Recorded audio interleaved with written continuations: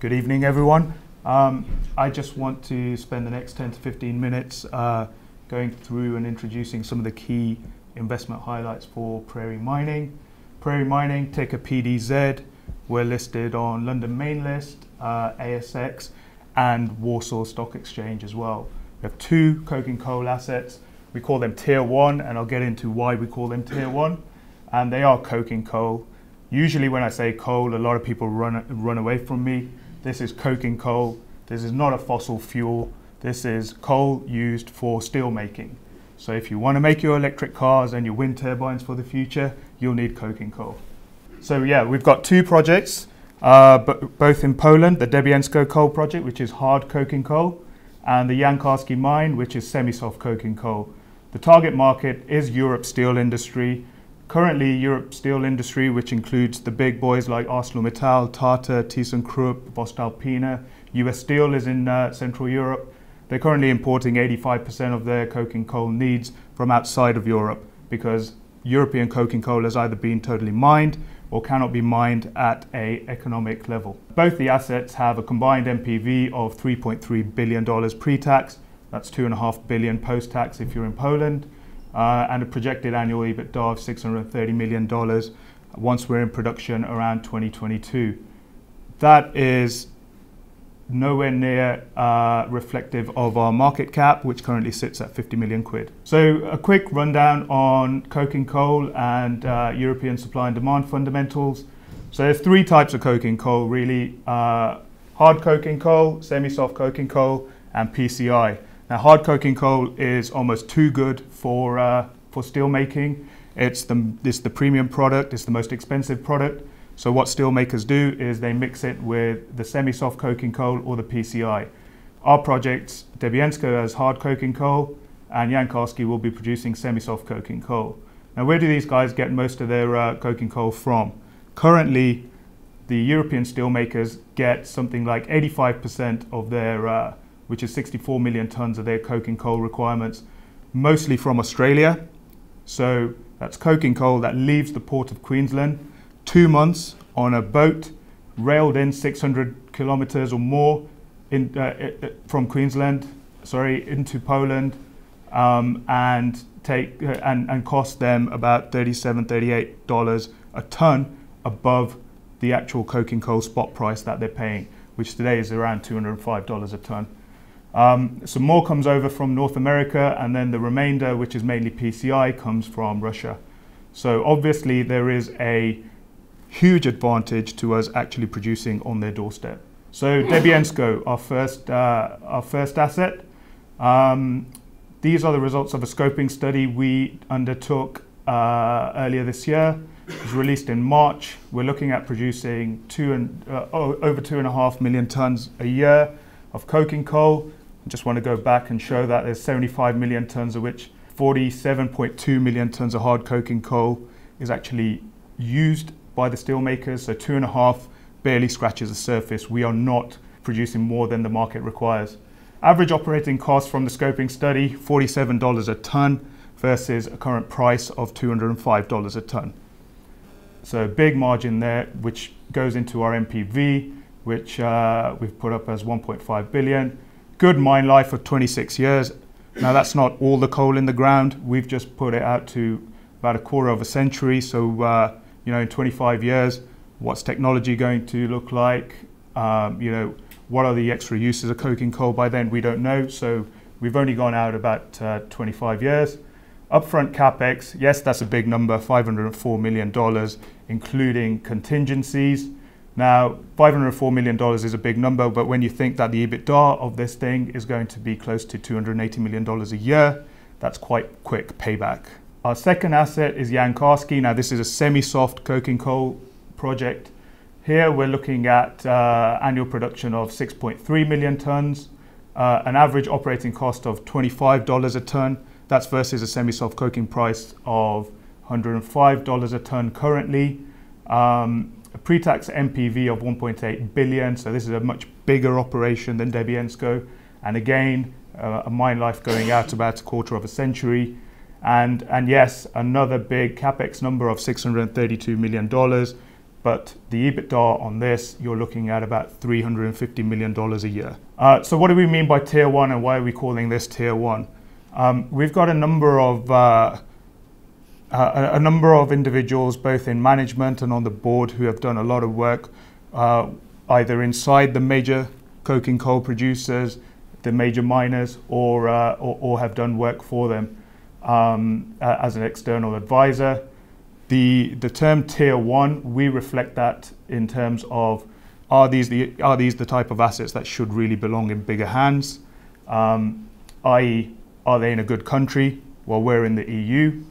You know, is it a high quality product? Yes, we're producing premium hard coking coal and semi-soft coking coal, both used by the steel making industry in Europe. Are they globally significant? Can they move the needle for someone bigger than us? With annual production of more than 2.5 million tons in both cases, yes. Again, mine life is more than 20 years. This is not a small, these are not small projects. Cash costs, we're not only first quartile cash costs, but delivered into Europe, we will be the lowest cost producer, full stop. Which therein lies the compelling economics, where you're paying quite a big Capex bill, but your NPV is more than double that. And yes, being in the EU, obviously all your major infrastructure is in place, and I'll go into that. Just talking about the current capital structure of PDZ itself, we currently have 168 million shares outstanding, options and performance rights for key members of management, and shares and options for CD Capital. Now, CD Capital is a natural resources private equity group out of London. They have invested so far $17 million with us. They have an investment agreement with us to invest a further $83 million. Those investments so far are in the form of non-redeemable, non-interest bearing, convertible loan notes at a subsidiary level, i.e. not topco equity. We have cash on hand, so I'm not here asking for cash with cap in hand. We have cash of 10 million quid, 17 million Aussie dollars. And there's a few target prices down the bottom. I've actually brought along Align Research's recent note where they've got a conviction buy on us of 118p. That's versus our 32p share price today. So one of the questions I get asked is around the big Capex bills. Debbie Ensco needs $504 million, and the other project Jankowski needs $630 odd million. Now, how does a £50 million company come up with that? In November last year, we signed an agreement with a company called China Coal. China Coal is the second largest coal producer in China. It is the world's most prolific underground mine development company. They have sunk more shafts to depths you and I couldn't imagine, more so over the past 40 years than anyone else on the planet. In fact, the rest of the world combined. China Coal came to us saying, we're not building many more coal mines in China. We've got 110,000 employees. We're a big SOE. We want to build something to showcase what we can do to the rest of the world. We showed them Jankowski. They said Jankowski is the one we want to build. They are currently finalizing a Chinese bankable feasibility study so that they get the EPC contract. Just to put that into context, China Coal have said, we'd like to build Jankowski. We said, yes, great, thank you very much. You can build it if you can tell us how much it's going to cost specifically, i.e. in a bankable format, and then you can go talk to your SOE, go talk to your Chinese banks within China and try and help us out with the funding, which is exactly what they're doing. So we're hoping Q1 next year we'll be in a position to tell the market, this is how much it's going to exactly cost, and these are the terms we've got from the Chinese banks for the majority of that Capex bill. Just a quick rundown on the team and the board. So on the team, well, the management team has well over 100 years of combined coal mining experience.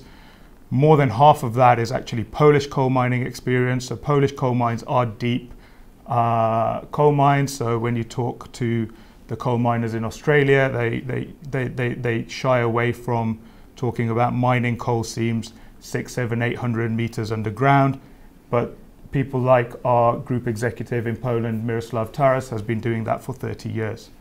Our CEO, Ben Stojkovic, who can't be here because he's actually in Warsaw with China Coal at the moment, he's ex-BHP and was a mining engineer in the Australian coal mines there, which now are in the hands of South 32.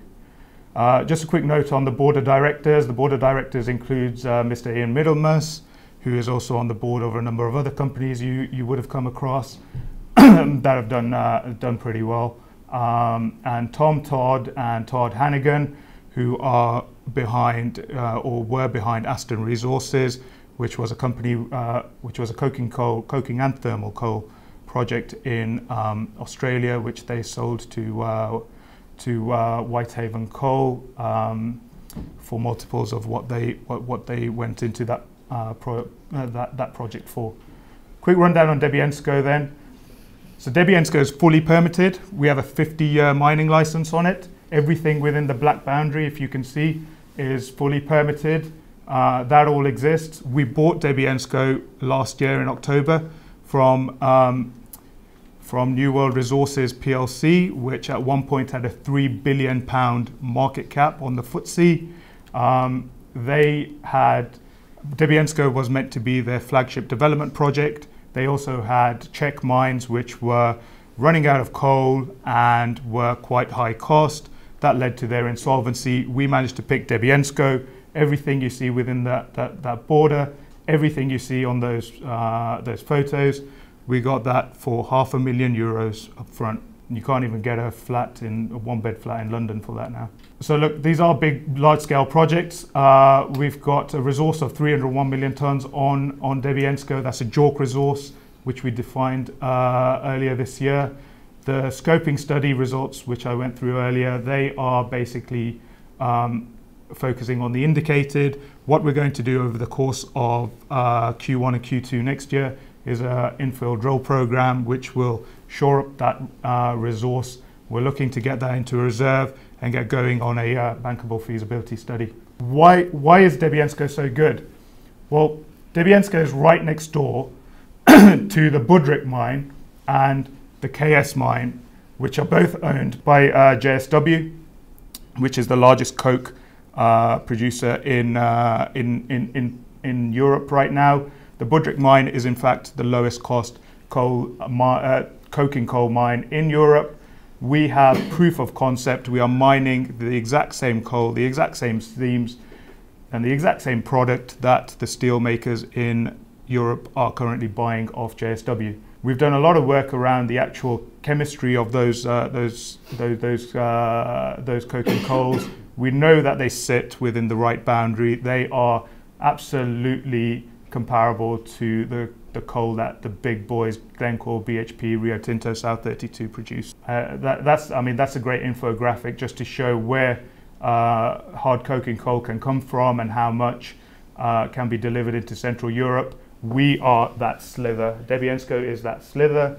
So we're not looking to corner a market. We're just looking to replace some of the more expensive imports. Infrastructure-wise, everything's there. This is not Mongolia. This is not Mozambique coal. This is not, third world. We are talking about spending $10 million to have rail, road, port, power, water all ready for us to go on a mine. And there's those pictures there. We have a rail siding right next door to the mine. That rail siding is actually working, and cargo wagons go up and down that. We are about a 3-minute drive from that junction off the A1 highway in Poland, which runs north to south. I mentioned the Capex and I mentioned the EBITDA. What I didn't mention is relative to other coking coal assets out there, it is still very, very low. Debbie Ensco's capital intensity is less than $200 a ton. The likes of BHP, Rio, Anglo American, and South 32 have been building coking coal mines in the last 5 years, which are much more expensive to build.